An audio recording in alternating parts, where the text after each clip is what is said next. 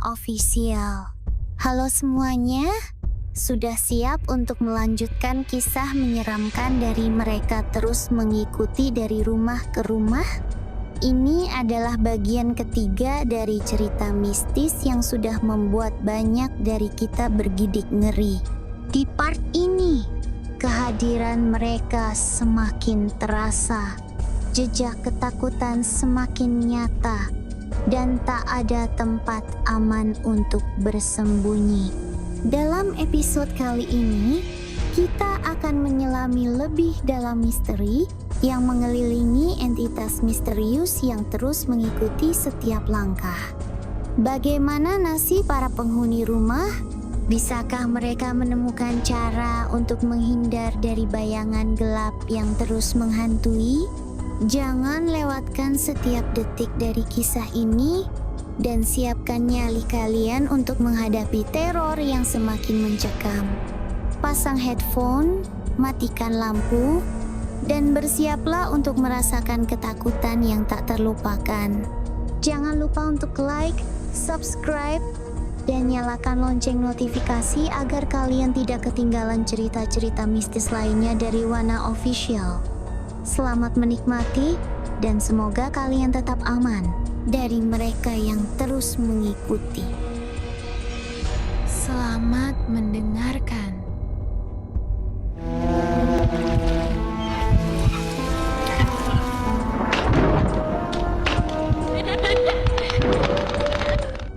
Siapapun yang tahu bahwa rumahku angker dan mendengar keputusanku untuk menjaga rumah selama 1 minggu seorang diri mungkin akan menganggapku gila.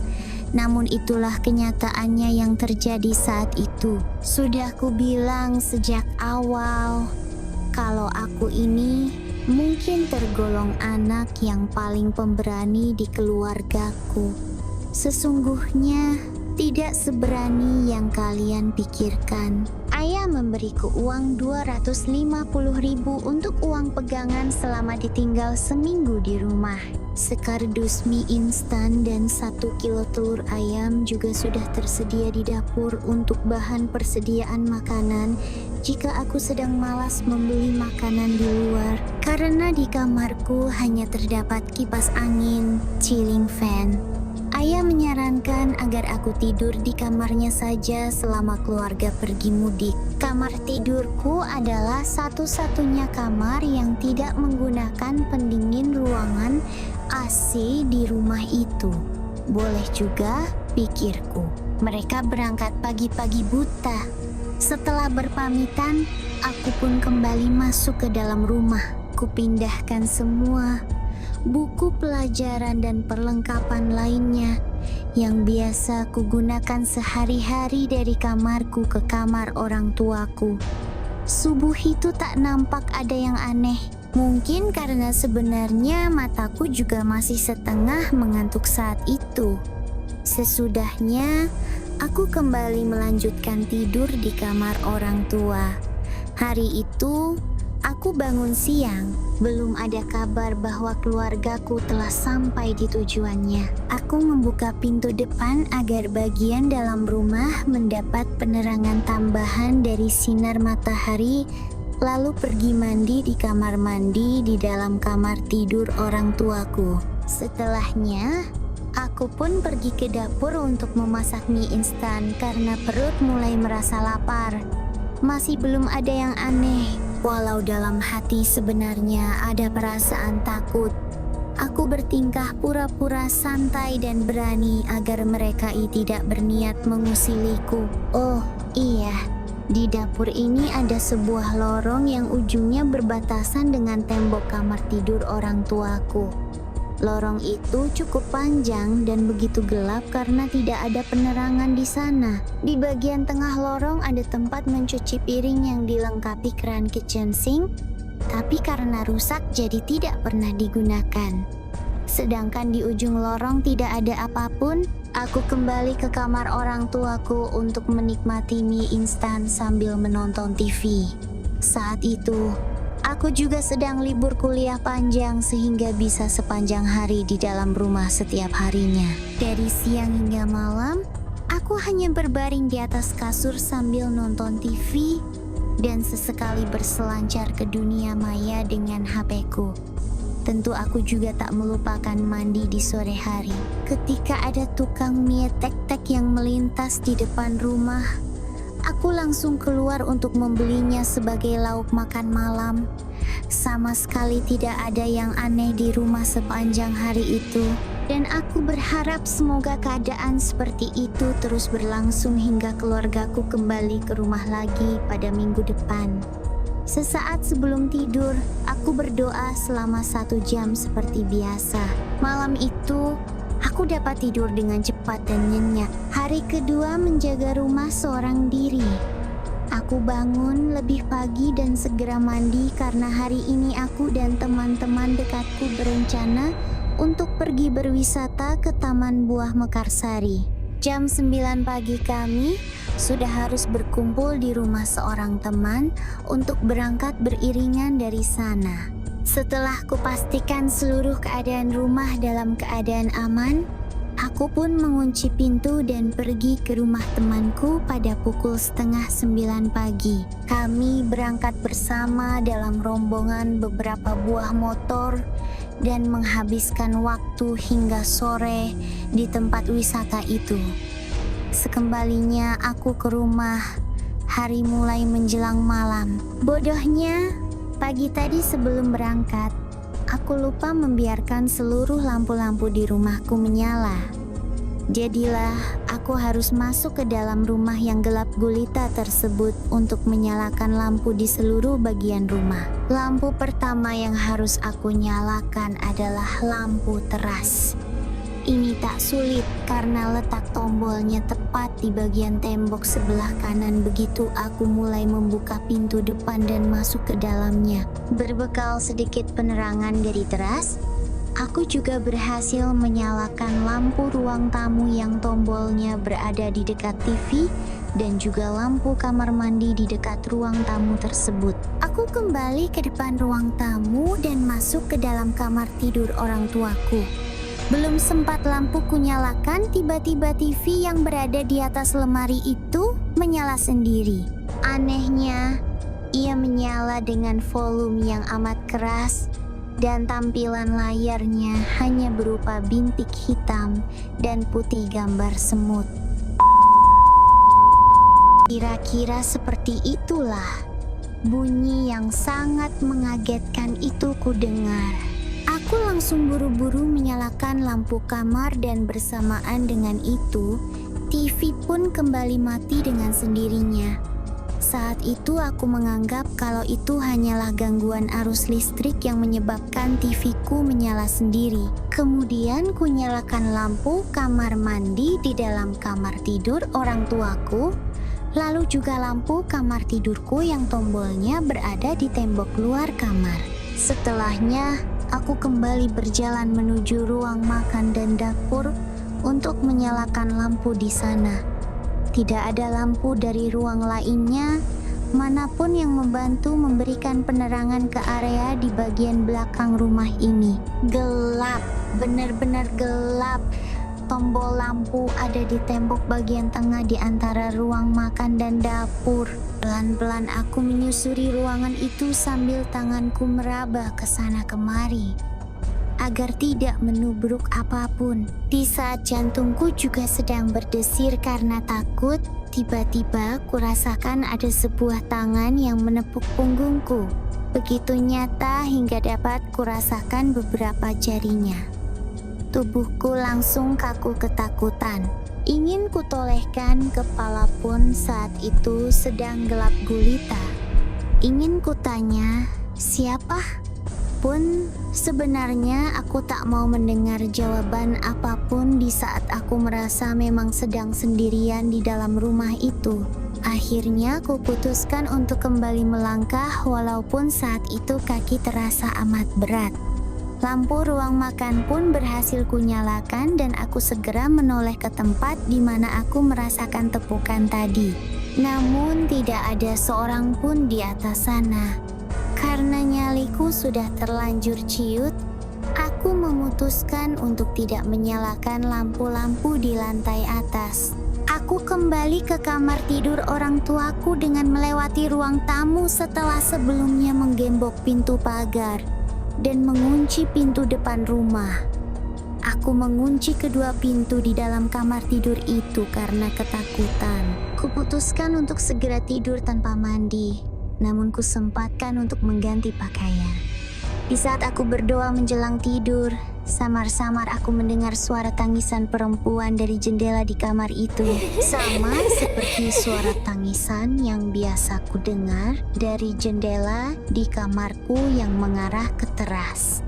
Saat itu padahal jam masih menunjukkan pukul 10 kurang. Namun karena sudah terlalu letih, aku mengabaikannya dan memaksakan tubuhku untuk segera beristirahat. Hari ketiga, aku kembali bangun siang karena tubuhku sangat lemas pada hari sebelumnya.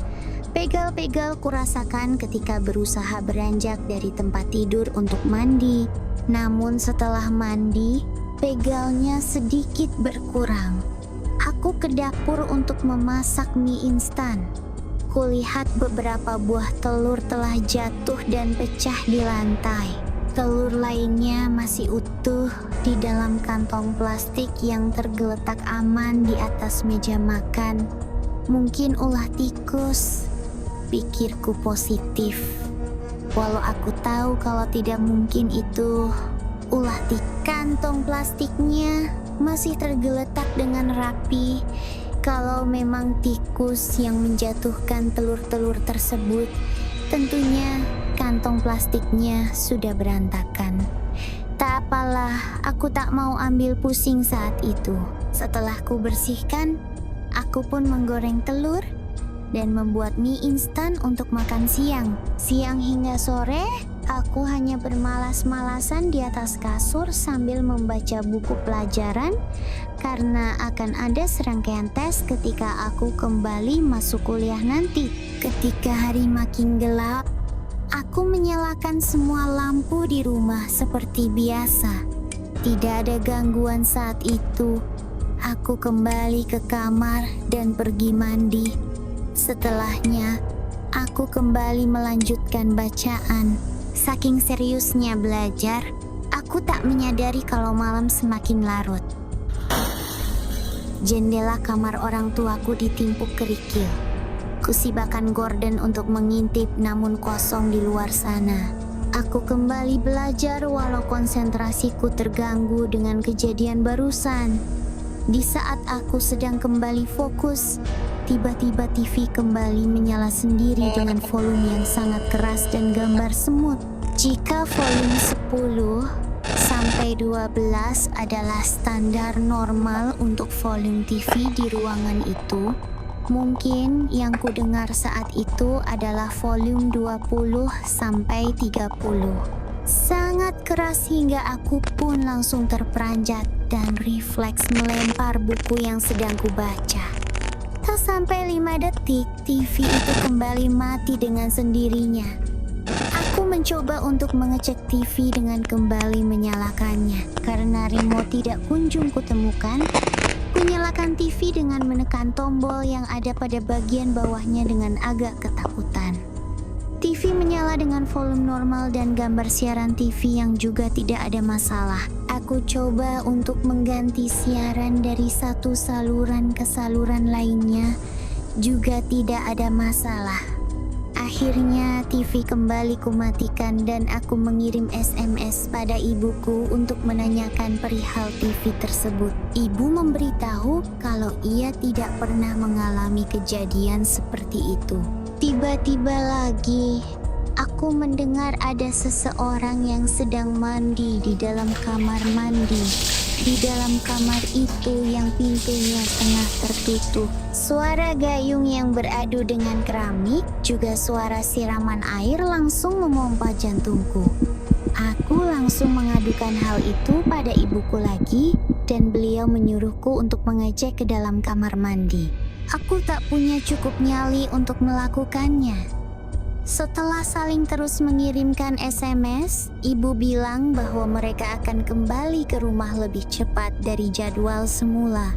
Aku Aku pun berusaha sekuat tenaga untuk dapat tidur malam itu, namun amat sulit. Ketika aku dengar jendela kamar kembali ditimpuk dengan kerikil, entah oleh siapa, akhirnya aku memutuskan untuk kembali tidur di kamar tidurku sendiri saja. Setelah menelungkupkan badan dan menutup kepalaku rapat-rapat dengan bantal di atas kasurku seperti biasanya, aku pun akhirnya tertidur. Selama di rumah itu, aku memang tidak pernah menggunakan bantal sebagai alas ketika tidur, melainkan kujadikan sebagai penutup kepala untuk menutupi penglihatanku bila mana terbangun di tengah malam. Hari keempat, aku bangun siang seperti biasanya. Sore nanti akan ada acara yang hendak diadakan oleh seorang teman dekatku. Acara tersebut juga merupakan acara perpisahan sebelum keluarganya pindah ke Palembang. Itulah sebabnya aku memilih untuk tidak ikut keluarga mudik daripada harus melewatkan acara penting tersebut. Siang sampai sore, aku hanya membersihkan rumah, merapikan segala sesuatunya agar ibu tidak mengomel ketika pulang nanti karena melihat rumah berantakan. Mereka tidak berulah saat itu dan aku bersyukur karenanya. Pukul 4 sore, aku menyalakan seluruh lampu di rumah dan berangkat menuju rumah temanku dengan berjalan kaki. Letaknya tidak terlalu jauh, cukup 10-15 menit dengan berjalan kaki. Di sana sudah berkumpul teman-teman dekatku yang lain dan kami berpesta kecil-kecilan sampai malam. Usai acara, aku kembali pulang ke rumah dan langsung masuk kamar untuk tidur. Keluargaku akan pulang esok hari. Berangkat sore dari Purwokerto dan akan sampai Bekasi sekitar subuh lusa harinya. Aku sangat lega karena akan segera kembali berkumpul dengan keluarga. Mungkin karena terlalu banyak minuman bersoda, kini aku merasakan ingin buang air kecil. Sudah malam, sendirian pula, hatiku agak galau antara ingin buang air kecil atau menahannya saja hingga pagi. Kalau menumpang buang air kecil di kamar orang tuaku, aku takut karena teringat ada yang mandi di sana pada malam sebelumnya. Kalau kamar mandi luar di dekat ruang tamu, aku takut kalau bertemu dengan bayi jadi-jadian waktu itu lagi. Tapi karena sudah benar-benar tak dapat aku tahan lagi, aku pun memberanikan diri untuk menumpang buang air kecil di kamar orang tuaku. Baru kubuka pintu kamarku dan berjalan sedikit, sebuah penampakan menyambut, sekelebatan bayangan yang biasa kulihat berlompatan mirip monyet itu, nampaknya memang benar berwujud monyet. Jauh di ujung sana, di bawah meja makan, ada seekor makhluk mirip monyet kecil berwarna hitam sedang duduk di lantai sambil tubuhnya mengarah kepada. Bagian wajahnya sangat hitam dan nyaris tak dapat kulihat dengan jelas mukanya. Tak lama kemudian, ia melompat ke atas meja dan menghilang. Niatku untuk ingin buang air kecil pun langsung hilang seketika. Dengan cepat, aku kembali masuk ke kamar dan mengunci pintunya. Berusaha tidur sambil tak henti-hentinya berdoa dalam hati. Tak satu pun teman perempuanku yang bersedia menginap di rumahku ketika kuajak ketika sedang berkumpul tadi. Mereka semua sudah tahu kalau rumahku angker dan tak satu pun dari mereka yang berani ambil resik. Namun ketika mereka menawarkanku untuk menginap di rumahnya, gantian aku yang menolak. Aku tak mau merepotkan keluarga orang lain. Dan juga ada amanat yang harus aku jalani, yaitu menjaga rumah dengan baik. Namun saat itu, aku menyesal telah menolak tawaran temanku tadi. Hari ini adalah hari terakhir bagiku menjaga rumah seorang diri, karena esok subuh keluargaku akan kembali sampai di rumah jika tidak ada halangan. Berarti aku begitu bersemangat dan hampir melupakan semua perjuanganku menjaga rumah seorang diri selama sepekan itu. Pagi itu aku beli makan di luar, membersihkan rumah, kembali belajar hingga sore, makan malam dengan mie instan, dan semuanya berlangsung tanpa ada keanehan apapun. Ketika malam menjelang, aku menyalakan seluruh lampu di rumah dan berencana untuk tidur lebih awal supaya dapat terbangun untuk membukakan pintu bagi keluargaku esok subuh. Tengah malam menjelang subuh, aku terbangun karena di teras ada suara yang cukup gaduh. Keluargaku sudah pulang. Pikirku girang dalam hati. Untuk memastikannya, aku membuka gorden jendela kamar dan berniat untuk mengintip ke arah teras. Namun aku kaget sewaktu jendela bagian luar ternyata ditutupi oleh kain panjang berwarna putih. Aku tidak pernah ingat kalau ada kain apapun yang dipakai untuk menutupi jendela kamarku. Ingin kubuka jendela kamar saat itu untuk memeriksanya, tapi aku takut. Akhirnya aku langsung beranjak ke kamar orang tuaku. Dari sana, aku berusaha mengintip dari jendela kamar orang tuaku ke jendela kamar tidurku yang letaknya di sebelah barat laut dari pandangan saat itu. Tidak ada kain apapun yang menutupi jendela kamar tidurku saat kali ini kulihat. Aku jadi mungkin bingung. Mungkin salah lihat karena mata masih mengantuk, pikirku untuk menenangkan diri. Aku bergegas ke ruang tamu. Sesampainya di sana, aku langsung menyibakkan gorden untuk mengintip ada siapa di luar. Kosong. Keluargaku ternyata belum pulang. Ku tengok jam dinding saat itu ternyata baru menunjukkan pukul 2 pagi.